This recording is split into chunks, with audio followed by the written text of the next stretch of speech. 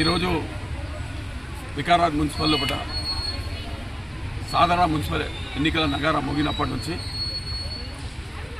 గౌరవనీయులు స్పీకర్ గడ్డం ప్రసాద్ కుమార్ గారి ఆదేశానుసారం ఇక్కడ కూడా అందరి కూడా వికారాబాద్ 34 వార్డుల పట్ల కూడా సర్వే ప్రకారం టికెట్లు కేటాయించడం జరిగింది.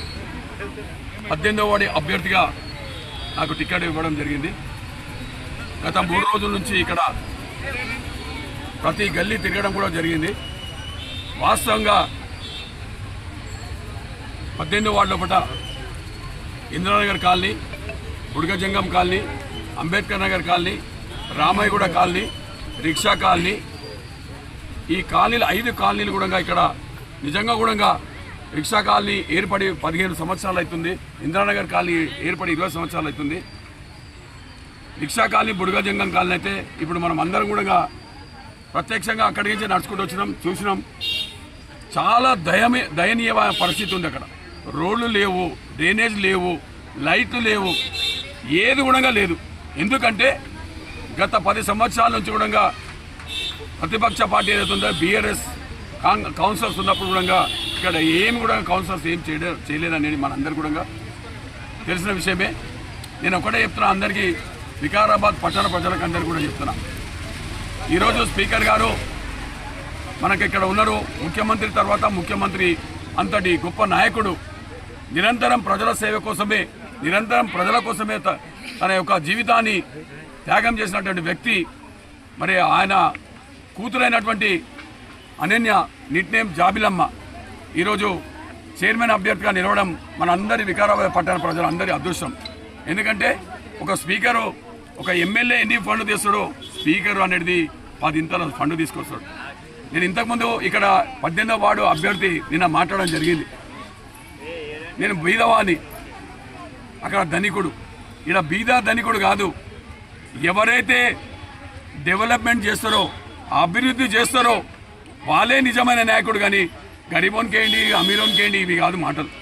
ఇంకోటి కూడా చెప్తున్నా, లోకల్ నాన్ లోకల్ అంటే నేను 34 వార్డులలో మన సేవ చేసిన. మరి అప్పుడు లోకలా నాన్ లోకల్లా అడగలేరు, కానీ ఈరోజు లోకల్ అడుగుతున్నారు. నేను కూడా వికారాబాద్నే ఉన్నా. వికారాబాదు నిరంతరం ప్రజల సేవ కోసం తపన పడే నాయకుని కాబట్టి నేను ఒకటి మీ అందరి కూడా ఒక్కటి మాత్రం స్పష్టంగా చెప్తున్నా, ఈ వార్డు ఎన్నుకోవడం నా అదృష్టం. ఎందుకంటే 34 వార్డుల లోపల కూడా 6 సార్లు మేము గెలిచినాం. కానీ ఈరోజు ఎందుకు ఎన్నుకున్నామంటే ఇక్కడ పరిస్థితి పేదవాళ్ళు ఎక్కువ ఉన్నారు, బీదవాళ్ళు ఎక్కువ ఉన్నారు, చదువుకున్న వాళ్ళు చాలా మంది ఉన్నారు. ఇక్కడ ఎవరికి కూడా ఉద్యోగాలు రాలే, ఏ డెవలప్మెంట్ రాలేదు. నేను బుడగజంగం కాలనీ చూసినప్పుడైతే నాకు నిజంగా చాలా బాధ అనిపించింది. గతంలో 2-3 సార్లు వచ్చినాం. చైర్పర్సన్ గారు ఉన్నప్పుడు ఇక్కడ 2 సార్లు వచ్చారు. కరోనా పరిస్థితులు ఉంటే అందరూ బిక్కుమంటూ ఎవరికి కూడా మెడిసిన్లు కానీ కూరగాయలు కానీ ఏమి అందకపోతే మేము ఇద్దరం వచ్చినాం. వచ్చి ఇక్కడ కరోనా సమయంలో కూడా అందరికీ మెయిన్గా రిక్షా కాలనీ వాళ్ళు నిజంగా ఇప్పుడు మనం రిక్షా కాలనీ క్యాన్వన్ చేస్తే ఒకటే చెప్పారు, సార్ ఇవన్నీ జరుగుతుంటాయి, అభివృద్ధి జరుగుతుంటుంది, అన్నీ జరుగుతుంటాయి, కానీ మీరు కరోనా సమయంలో చేసిన సేవ ఈ వికారాబాద్ పట్టణ ప్రజలు ఎప్పుడు కూడా మర్చిపోరు. ఖచ్చితంగా మీకు వేస్తామని చెప్పి ప్రామిస్ చేసి వాళ్ళు వన్ సైడ్ వేస్తున్నారు.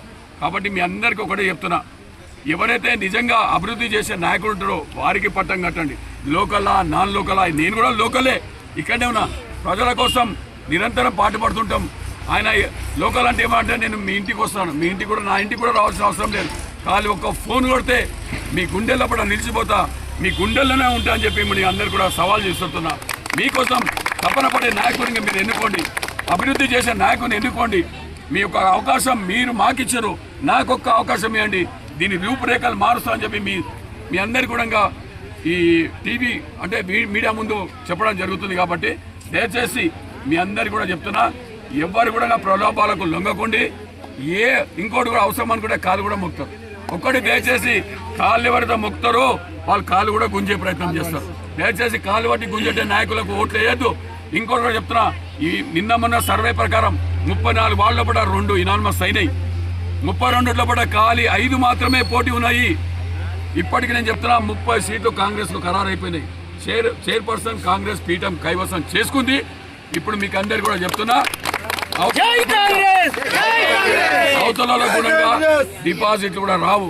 ఇక్కడ నిలబడ్డ అభ్యర్థికి ఒకటే చెప్పినా నేను, అయ్యా నేను ఎందుకు నిలబడ్డానో మీకు ఒక విషయం చెప్తా. ఇక్కడ జనరల్ సీట్ కేటాయించడం జరిగింది. జనరల్ సీట్ వచ్చినందుకు మేము జనరల్గా అభ్యర్థిగా వచ్చిన, అంతేగాని ఒకవేళ బీసుంటే నేను నిలబడకుండా నాకు అర్హత కూడా ఉండకుండే. కాబట్టి జనరల్ సీట్ అయింది. నాకు ఇది ఒక్కోసారి అవకాశం ఏంటంటే లేదు నేను నిలబడతా అంటే నిలబడండి, ప్రజాస్వామ్యం ఎవరైనా నిలబడచ్చు. కానీ నేను ఒకటే మీ అందరికి చెప్తున్నా, నేను ఖచ్చితంగా మీ వాడికి వచ్చి సెలెక్ట్ చేసుకున్నాను. ఎందుకంటే ఇక్కడ ఉన్న పరిస్థితులను బట్టి, ఇక్కడ ఉన్న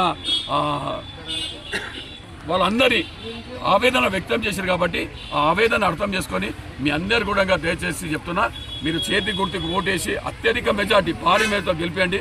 మీకు నేనున్నా, ఎల్లప్పుడూ పిలిస్తే పలికే నాయకునిగా కాలిట ఫోన్ చేస్తే మీకు అన్ని పనులు కూడా చేసి పెడతానని తెలియజేసుకుంటాను. మహిళలకు, యువతకు ఇక్కడ చాలా మంది కూడా పింఛన్స్ రాలేవని చెప్పారు. పింఛన్స్ కూడా రాలేవని చెప్పారు. పింఛన్స్ కూడా గౌరవ ముఖ్యమంత్రి రేవంత్ రెడ్డి గారు ఒకటి చెప్పారు, రాబోయే 5-6 నెలల పూట ఏవైతే సంక్షేమ కార్యక్రమాలు ఉన్నాయో, అప్పుడు ఎలక్షన్లు ఇచ్చిన ఏవైతే హామీలు ఉన్నాయో ఖచ్చితంగా హామీలు ఒక 3-4 అయితే చేయడం జరిగింది. ఇంకా కూడా అవతలలో ఎంత ఇబ్బంది పట్టినా రేవంత్ రెడ్డి ముఖ్యమంత్రి ఏం చేస్తుందంటే అవన్నీ నెలకు 6,500 కోట్లు అప్పు కట్టుకుంటూ ఈ సంక్షేమ పథకాలు నడిపిస్తుందంటే ఆ గొప్ప నాయకుని మనం సెల్యూట్ చేయాలని చెప్పి ఈ సభ తెలియజేస్తున్నా.